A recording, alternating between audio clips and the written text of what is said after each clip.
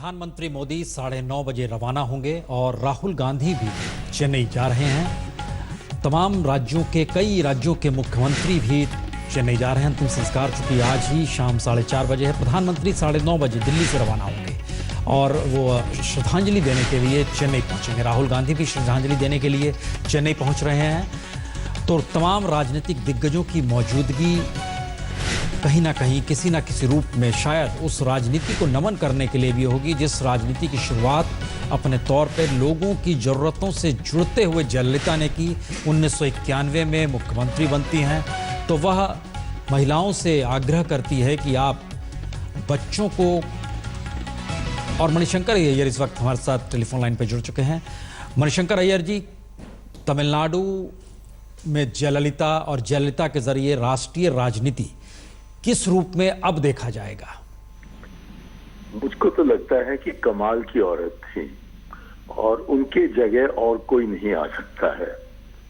वो गजब की बात है कि एक सिनी एक्टर इतने बड़े स्थान पर पहुंची और इतने पैमाने पर लोग उनको पसंद करते थे, उनके पीछे चलते थे। तो तकरीबन वही स्थिति है एआईएडीएमके में आज, जो कि कांग्रेस में था जबकि पंडित जवाहरलाल नेहरू का इंतकाल हुआ। और तब किसी को नहीं पता था कि कौन उनके जगह पर आएगा और क्या ये कांग्रेस पार्टी रहेगी या बिखर जाएगी। आज वही परिस्थिति है एआईएडीएमके में। लेकिन मुझको लगता है कि जैसा कि कांग्रेस ने अपने लीडर्स को खोज निकाला और वैसे के वैसे शक्तिशाली रही, वैसे ही अन्ना द्राविड़ मुन्नेत्र कड़गम का दास्तान तमिलनाडु में है और कि वो एक लीडर ढूंढ निकालेंगे। मैं नहीं कह सकता और शायद वो भी खुद नहीं कह सकेंगे कि कौन लीडर बनेंगे। लेकिन पनीर सेल्वम जी जो मुख्यमंत्री हैं वो एक सक्षम व्यक्ति हैं, वो जानते हैं प्रशासन कैसे चलाना और इसलिए इस एक स्थायी एक संभव स्थिति में वो अपने नए लीडर को चुन निकालेंगे। मणिशंकर जी, आपने नेहरू जी का जिक्र किया। क्या ये देखा जाए कि तमिलनाडु की राजनीति में एमजीआर के बाद जो शून्यता थी मौजूदा वक्त में जयललिता के बाद वही शून्यता है, या आपको लग रहा है कि नहीं हालात बदल गए हैं? तब जबकि एमजीआर का देहांत हुआ तब जानकी जो एमजीआर जी की पत्नी थी, धर्मपत्नी थी, वो भी राजनीति में थी और पहले मुकाबला तो इन दोनों के बीच में हुआ और तकरीबन उसी समय चुनाव आने वाला था। मतलब सन 1989 का जो चुनाव आया वो एक साल ही दूर था। तो एकदम बहुत ही एक तकड़ी राजनीति में सबको जाना पड़ा। लेकिन अब जयललिता जी अभी हाल में ही असेंबली के इलेक्शन जीत कर आई हैं मई महीने में। तो 4.5 साल तक या कम से कम तकरीबन 5 साल तक एआईएडीएमके सरकार में रहेगी और इसलिए उनके पास वो समय है जो कि एमजीआर के बाद नहीं था, तय करने के लिए कि वो कैसे अपने मामलात को सही करेंगे और आगे भविष्य के तरफ कैसे आगे बढ़ेंगे। बहुत बहुत शुक्रिया मणिशंकर जी, आप हमारे साथ जुड़े। और ये वाकई एक स्थिति है कि जयललिता ने जहां से राजनीति की शुरुआत की उस वक्त वो बिल्कुल अकेली थी। एमजीआर भी नहीं थे, जो दोस्त भी थे, फिलोसफर भी थे, गाइड भी थे, मां नहीं थी जिनका आसरा रहा, और शायद 1989 के विधानसभा के भीतर की घटना ने उनके भीतर जो बेचैनी पैदा की। और यही वजह है कि वो जनहित के लिए जो प्रोग्राम बनाती रही। सत्ता में आने के बाद उन्होंने तमिलनाडु की महिलाओं से कहा कि अगर आप बच्चों को खत्म कर देती हैं ये सोच कर कि नहीं संभाल पाएंगी तो फिर राज्य यानी जयललिता की सरकार ही बच्चों को गोद लेगी। अलग अलग तरीके से जयललिता को हिंदुस्तान क्या देख पा रहा है और शायद उनकी सियासत, उनकी राजनीति, उनके जनहित कार्य, ये सारे सवाल हैं। हमारे साथ राष्ट्रीय अखबार हिंदुस्तान के प्रधान संपादक मौजूद है। क्या सोचते हैं आप कि जयललिता के बाद एक शून्यता है या ये कहे कि सिर्फ उनकी यादों के आसरे अब तमिलनाडु की सियासत है? असल में हम हिंदुस्तानियों की एक खूबी है कि हम लोग किसी के जाने के बाद कुछ भावुक बातें करते हैं, करनी भी चाहिए। जिंदगी के सिर्फ एक पक्ष को देखते हैं, कोई बुराई भी नहीं है इसमें। लेकिन मुझे ऐसा लगता है कि शून्यता शब्द थोड़ा बड़ा होगा प्रसून जी, क्योंकि शून्यता सिर्फ उनकी पार्टी में है। सामने एक बड़ी मजबूत पार्टी है, द्रविड़ आंदोलन की सूत्रधार पार्टी है, और उस पार्टी के का उत्तराधिकारी स्पष्ट है, स्टालिन। तो जो गड़बड़ है वो सारी की सारी जयललिता की पार्टी में है। मैं आज आपको एक बड़ा मनोरंजक किस्सा जी आज तक के पाठकों को इसी चैनल का बताता हूँ। तब मैं इस चैनल में काम करता था जब वो पहली बार जेल गई थी, और जब श्री पनीर सेल्वम का नाम आया तो हमारे आज तक के न्यूज़ रूम में दिल्ली में किसी ने उनका नाम नहीं सुना था। तो हमने वहाँ, मीनाक्षी हमारी संवाददाता हुआ करती थी, मैंने उनको फ़ोन किया, मैंने भाई ये पनीर सेल्वम कौन साहब है जो मुख्यमंत्री होंगे। आज भी अगर देखिए 3 बार 4 बार शपथ लेने के बाद पनीर सेल्वम एक आधी पायदान आगे चढ़े हैं, लोग बस उनका नाम जान गए हैं, लेकिन वो क्या हैं। मैं 3 बातें कहूँगा उनकी पार्टी के बारे में। पहली बात ये, शशिकला को लेकर कल लगभग आम राय थी कि वो मुख्यमंत्री बनने जा रही हैं। दिल्ली के कुछ लोग ये चाहते थे कि थम्बी दुरई मुख्यमंत्री बने, लेकिन बने पनीर सेल्वम। इसका मतलब अंतःपुर की लड़ाई 1988 के उन्हीं दिनों में पहुंच गई, 86 में, जो कि एमजीआर के शिथिल पड़ने के साथ शुरू हुई थी। दूसरी बात, ये पार्टी अब एक रखना बहुत बड़ी चुनौती होगी, जो भी उसका लीडर होगा उसके सामने, क्योंकि जयललिता के यहाँ कई कमांडर्स थे, लेकिन किसी कमांडर की गिनती एक सीमा के बाद नहीं थी। और तीसरी बात, तमिलनाडु की जनता किसी को जयललिता के समकक्ष उनकी पार्टी में स्वीकार करेगी या नहीं, ये बड़ा यक्ष प्रश्न तमिलनाडु के सामने भी है, उनकी पार्टी के सामने भी है, और राजनीति के मेरे और आप जैसे विद्यार्थियों के सामने भी है। पनीर सेल्वम, मुख्यमंत्री की कमान उन्हीं के हाथ में है। उनकी पहचान राजनीतिक तौर पर यह भी है कि उनके पिता एमजीआर के साथ हुआ करते थे, और यह भी एक पहचान है कि बोडिया नागौर से जो विधानसभा क्षेत्र है वहां से वह चुनाव जीतते हैं और थेवर समुदाय से आते हैं। दक्षिणी तमिलनाडु में खासा प्रभाव है, लेकिन जो सवाल शशिशेखर जी ने उठाया, कौन वो शख्स है जो एआईडीएमके को एकजुट रख पाएगा, शायद ये सबसे बड़ी चुनौती मौजूदा वक्त में। और राजनीतिक तौर पर अगर कांग्रेस और बीजेपी अब उस दिशा में देख रही है तो उसके मतलब और मायने क्या होंगे। प्रधानमंत्री 9:30 बजे रवाना होंगे, कुछ देर बाद राहुल गांधी रवाना होंगे, तमाम राज्यों के मुख्यमंत्री भी वहां पर पहुंचे। 4:30 बजे शाम में राजकीय सम्मान के साथ जयललिता का अंतिम संस्कार होगा। प्रधानमंत्री दिल्ली से 9:30 बजे रवाना हो रहे हैं, कुछ देर के बाद राहुल गांधी की भी वहां पर रवानगी है। तमाम राष्ट्रीय राजनेताओं की मौजूदगी चेन्नई में नजर आएगी, और इन सब के बीच अभी राजाजी हॉल में जहां पर पार्थिव शरीर रखा गया है, अजीबोगरीब विडंबना यह भी है कि 1987 में यहीं पर एमजीआर का पार्थिव शरीर रखा गया था, यही वो राजाजी हॉल है। उस वक्त सिरहाने खुद जयललिता की मौजूदगी थी, जानकी रामचंद्रन नहीं चाहती थी वो आए, और वासंती ने जब अपनी किताब में लिखा, इस बात का जिक्र किया कैसे जानकी रामचंद्रन की जो तमाम महिला ब्रिगेड थी वह अपने तरीके से वहां से हटाना चाहती थी जयललिता को। और आज जो तस्वीर हम देख पा रहे हैं उसमें शशिकला मौजूद है, उनके सिरहाने वही मौजूद हैं, लगातार उनकी आंखें नम है, देख रही हैं, तमाम लोगों की मौजूदगी वहां पर है। आम लोगों के लिए गलियारा बनाया गया है जिसे हम देख पा रहे हैं, वह दूर से सीढ़ियों से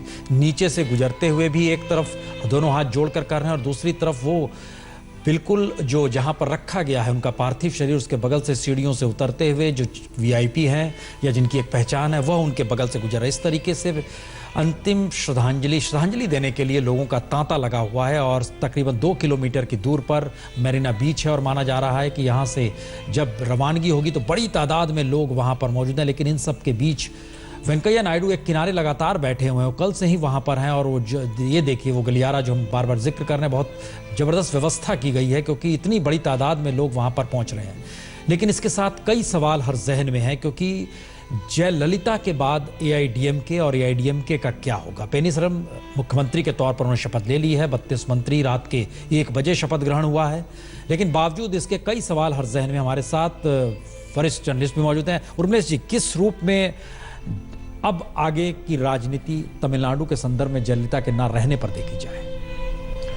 देखिए, मैं समझता हूं कि जयललिता जी के जाने के बाद एआईडीएमके में तत्काल कोई बहुत बड़ा संकट नहीं पैदा होने वाला है, क्योंकि शशिकला और पनीर सेल्वम जितने भी नेता प्रमुख हैं, खासकर शशिकला, क्योंकि शशिकला राजनेता भले न हों कहने के लिए एआईडीएमके की, लेकिन सबसे स्ट्रॉन्ग लेडी के रूप में आज उभरी हैं, और मैं समझता हूं कि वो चीज़ों को मैनेज करेंगी। और तमिलनाडु की राजनीति में खासकर एआईडीएमके में, चूंकि थेवर कम्युनिटी काफ़ी डोमिनेंट है, 20% से एबव उनका माना जाता है, उनकी आबादी मानी जाती है, इसलिए मुझे लगता है बहुत टैक्टिकल मूव था शशिकला का कि वो और किसी को ना थम्बी दुराई या और किसी को नहीं, बल्कि उन्होंने पनीरसेल्वम को ही चीफ मिनिस्टर के रूप में कायम रखा, क्योंकि एक्टिंग चीफ मिनिस्टर वो कई बार रह चुके हैं, चीफ मिनिस्टर भी रहे हैं जब जयललिता जेल में थी।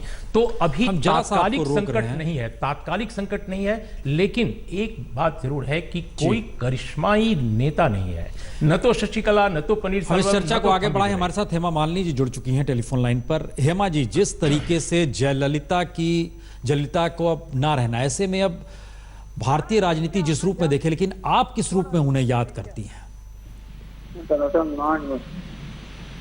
जी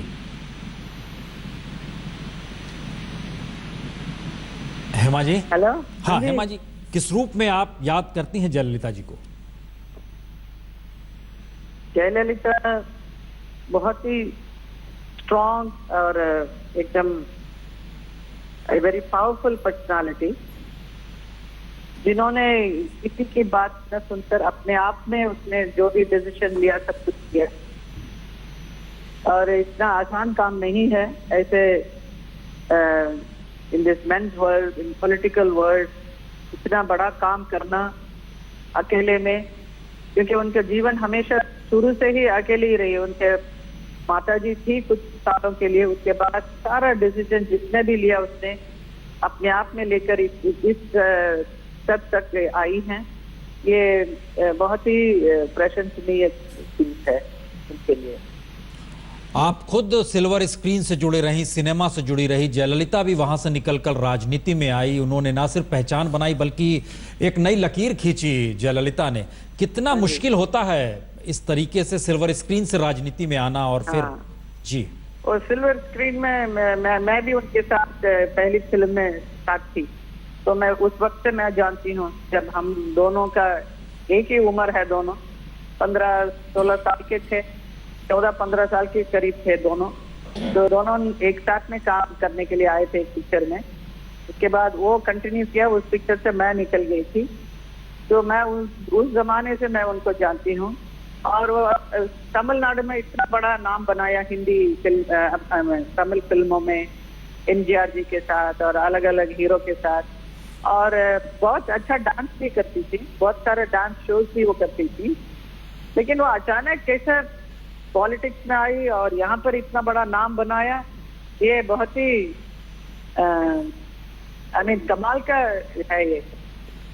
being an actress, lot of men have become, बहुत सारे एक्टर लोग पॉलिटिक्स में आकर अच्छी तरह से अपना नाम बनाया है। लेकिन एक महिला होकर फिल्म एक्ट्रेस से एक ऐसा एक सीएम तक बनना बहुत बड़ी बात है। ये इससे पता चलता है कि उसमें कितनी कैपेसिटी थी, कितनी कैपेबिलिटी, सारा चीज करने के उसमें एक हिम्मत थी और अपने आप में सब कुछ किया उन्होंने। और महिलाओं के लिए खास तौर पर उसने बहुत बढ़िया काम किया है। इसके लिए वहाँ की लेडीज बहुत उनको पसंद करते हैं। विमेन एम्पावरमेंट बहुत किया है। हेमा जी, मेरा एक सवाल आपसे ये है कि अब तमिलनाडु की राजनीति में थोड़ी सी एक जगह है और आप भी तमिल हैं और आपका एक राष्ट्रीय फेस है। अगर बीजेपी आपसे ये उम्मीद करे कि आप थोड़ा सा काम तमिलनाडु में करें तो क्या आप करना चाहेंगी? देखिए, अभी ये सवाल का जवाब तो देना बहुत मुश्किल है। वो तमिलनाडु में जाकर पॉलिटिक्स में घुसना बहुत ही मुश्किल का काम है। But she was there, Jayalalithaa ji शुरू से वहीं पे रहकर उनको सारा उनका मालूम है पूरा रूट। मैं हमेशा नॉर्थ में रही हूँ, मेरा पालन पोषण सब नॉर्थ में ही हुआ, दिल्ली में और बम्बई में। इस तरफ रहकर मुझे इतना पहचान नहीं है साउथ के साथ। पर Hema ji, south Indian, but I am south Indian from north. पर हेमा जी, आपने जैसे आप मथुरा से चुनाव जीती और मथुरा में आप काम कर रही हैं, तो आप बीजेपी की उन चंद नेताओं में हैं जो तमिल फेस है, एक जिसकी पहचान है। तो मुझे लगता है एक अपॉर्चुनिटी बीजेपी के लिए क्रिएट हो रही है। आप खुद कुछ करना चाहेंगे अगर आपको पार्टी आदेश दे तो? पार्टी आदेश दे तो मैं करूंगी, जो भी करना है मेरे से जितना होता है जरूर करूँ। बहुत बहुत शुक्रिया हेमा जी, बहुत बहुत शुक्रिया। किसी परिकथा के संघर्ष की तरह जयललिता सिल्वर स्क्रीन से यथार्थ में जिस तरीके से उतरी और जिन नीतियों को लेकर उतरी, जिक्र आप सिल्वर स्क्रीन के साथ शेखर जी कर रहे थे, लेकिन सवाल यह है कि एक सवाल आपने 3 सवालों में एक सवाल उठाया था, एआईडीएमके को कौन एकजुट रख पाएगा। हालांकि उर्मिलेश जी का कहना है कि थेवर समुदाय जो है बड़ा प्रभावी है, 20% है और वो एक बेहतरीन स्थिति है। हम खाली एक दृश्य दिखाते हुए बता दें, ये मदुरई की तस्वीरें आप देख पा रहे हैं, जो बंद है, छिटपुट दुकान, छोटी मोटी जो दुकान है किराना की वो जरूर खुली है, लेकिन सामान्य तौर पे बंद है। और 3 दिन तक स्कूल कॉलेज बंद है, 7 दिन का राष्ट्रीय शोक है। क्या बीजेपी और कांग्रेस उस राजनीतिक जगह को भरने की दिशा में तमिलनाडु में घुस सकती हैं? बहुत अच्छा सवाल है प्रसून जी आपका। मुझे ऐसा लगता है कि जयललिता बहुत शिथिल थी और उनकी स्वास्थ्य को लेकर पिछले 1-1.5 महीने से कुछ ज़्यादा बातें हो रही थी। कल शाम को जिस तरीके से उनकी पार्टी के मुख्यालय पर झंडा झुका दिया गया, जिस तरह से कर्नाटक और तमिलनाडु के बीच में बस सेवाएं बंद हो गई, जिस तरीके से अमेरिकन कॉन्सुलेट बंद कर दिया गया और जिस तरीके से केरल से लगी सीमा सील कर दी गई थी, उससे तय था कि एक अपशकुनी खबर आ रही है। जब भी कोई बड़ा नेता शिथिल होता, आप याद करें जब स्टालिन की मौत हो रही थी तो पासे चल दिए गए थे। सेम उसी तरीके से जयललिता के लिए अगर आज ये माना जाए कि पनीर सेल्वम के आ जाने से शांति हो गई है, तो ये थोड़ा ज़्यादती होगी तमिलनाडु के बहुत से नेताओं के साथ। वहाँ जो कुछ होने वाला है इन्हीं 3 महीनों में होने वाला है और उसमें कांग्रेस और बीजेपी दोनों अपने लिए भूमिका तलाश रहे हैं। अगर आप याद करें तो राहुल गांधी अस्पताल गए थे 2 महीने पहले। बीजेपी के सारे राष्ट्रीय नेता प्रधानमंत्री को छोड़ दें तो वहाँ हो आए। इस समय एक ये अपॉर्चुनिटी है और जो मैंने हेमा मालिनी से प्रश्न किया था कि एक तमिल नेता की ज़रूरत सारी पार्टियों को वहाँ पे पड़ रही है। थम्बीदुरई एक फेस हो सकते थे, लेकिन वो फेस शायद वहाँ के लोगों को मंजूर नहीं था। तो आने वाले दिनों में हम वहाँ की राजनीति में एक उथल पुथल देखने जा रहे हैं, सत्ता की राजनीति में, और पार्टी को एक रखना वाकई एक बड़ी चुनौती है। उर्मिलेश जी, एक हाँ आप जवाब दें, लेकिन एक चीज जो 80 के दशक में भारतीय राजनीति जब पलट रही थी, बहुत सारे नेताओं का उदय हुआ था, उसमें जयललिता भी एक थी। मौजूदा वक्त की राजनीति की जो जरूरत है उसमें आपको क्या वाकई लगता है कोई नेता उभर के आ जाएगा, जन नेता के तौर पर पहचान बनाएगा? क्योंकि एक जन नेता के तौर पर जयललिता रही। आपके सवाल का सीधा जवाब देने से पहले मैं 1-2 लाइन जोड़ना चाहता हूं। जो हेमा जी कह रही थी तब मुझे याद आ रहा था कि भारत की सियासत में फिल्म इंडस्ट्री से साउथ और नॉर्थ, महाराष्ट्र, सब जगह मिलाकर इतने सारे नेता आए, दर्जनों, और सबसे अधिक नेता अगर आए कहीं तो भारतीय जनता पार्टी में आए। भारतीय जनता पार्टी को ये जाता है श्रेय कि सर्वाधिक आकर्षक व्यक्तित्वों को अपनी पार्टी में लाती रही है। लेकिन कोई जयललिता नहीं बन सका। अकेली जयललिता है जिन्होंने कमान संभाली। शेष सारे लोग या तो बड़े पार्टी नेताओं के इर्द गिर्द मंडराते रहे, चाहे वो अमिताभ बच्चन हो चाहे कोई हो, वो केवल बड़े नेताओं के पीछे वाले लोग रहे, उनके लिए झंडा झोड़ते रहे, उनके लिए नारे लगाते रहे, उनके लिए चेहरा दिखाते रहे रैलियों में। लेकिन जयललिता स्वयं चेहरा बनी। सियासत का सर्वोच्च आसन उन्होंने तमिलनाडु की राजनीति में हासिल किया, और वो भी करुणानिधि जैसे बड़े नेता के समक्ष। तो एक तो जयललिता होने का मतलब ये है।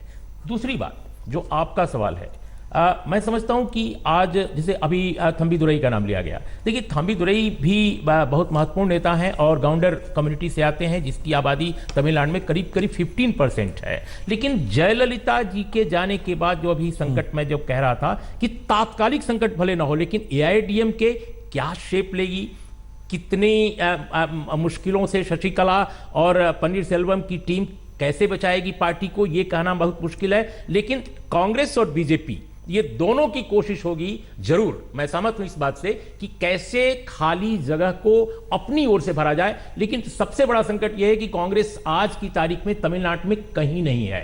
इतनी बुरी हालत उसकी है, उसके पास कोई ऐसा एक्सेप्टेबल नेता नहीं है जो तमिलनाडु की सियासत में एक्सेप्ट किया जाए। चाहे चिदम्बरम जितने बड़े नेता हों देश के, जितने बड़े अर्थशास्त्री हों, लेकिन तमिलनाडु के अंदर जो सियासत के समीकरण हैं उसमें कोई कांग्रेस का नेता आज फिट नहीं बैठता। और बीजेपी का जहां तक सवाल है, बीजेपी ने बहुत कोशिशें की हैं। वेंकैया नायडू 2004 से पॉइंट पर्सन है बीजेपी के तमिलनाडु की सियासत में। रविशंकर प्रसाद भले ही इंचार्ज पार्टी के कई बार रहे हों, लेकिन असल काम एक्चुअली वेंकैया करते रहे हैं। लेकिन बीजेपी के साथ सबसे बड़ी समस्या है कि उसकी जो नॉर्थ इंडिया की हिंदुत्व वाली इमेज है वो तमिलनाडु की द्रविड़ राजनीति जो है उसके समीकरणों के सामने जाकर चकनाचूर हो जाती है। क्या बीजेपी अपनी सियासत के समीकरणों को, अपने सियासत के चेहरे को क्या बदलेगी तमिलनाडु में? मुझे लगता है काफी मुश्किल है। चलिए, टीएस सुधीर भी हमारे साथ जुड़ेंगे, लेकिन यह वाकई बहुत दिलचस्प है कि एक तरफ एक अदाकारा जयललिता और दूसरी तरफ स्क्रिप्ट राइटर करुणानिधि की भी उम्र हो चली है। स्टालिन का जिक्र शशिशेखर जी कर चुके हैं। सीधे चलते हैं, टी सुधीर हमारे साथ जुड़ चुके हैं जो राजाजी हॉल के करीबी हैं।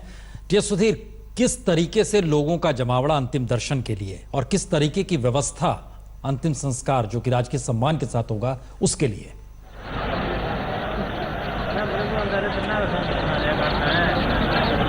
मैं यहाँ पे राजाजी हॉल के अंदर हूँ। अगर मैं कैमरा पर्सन अभी पैन करके आपको दिखा सकें, ये राजाजी हॉल है जो कि तकरीबन 214 साल पुरानी बिल्डिंग है। इसको अंग्रेजों ने बनाया था जब उन्होंने टीपू सुल्तान के ऊपर युद्ध जीता था। तो आप देख सकते हैं काफी एक मैग्निफिसेंट लुकिंग बिल्डिंग है और इसको राजाजी के नाम पर रखा गया था। वहां पर अभी जयललिता का पार्थिव शरीर रखा गया है और इसके बाद तकरीबन 3:30-4 के बीच में यहाँ से उसको मरीना बीच ले जाया जाएगा। तकरीबन 2 किलोमीटर का रास्ता है। उम्मीद की जाती है कि शायद जमावड़ा काफी रहेगा तो इसकी वजह से काफी समय लगेगा, तो शायद 4 बजे के बाद का समय पे ही उनको मरीना बीच पे वहां पर उनको उनका अंतिम संस्कार किया जाए। तो लेकिन यहाँ पे जो जितने भी लोग हैं, मैंने काफी लोगों से बात की है, ना केवल चेन्नई से बल्कि तमिलनाडु के काफी सारे जिलों से यहाँ पे लोग आए हैं जो कि AIADM के फंक्शनरीज हैं या कि किसी तरह से जयललिता से प्रभावित रहे हों।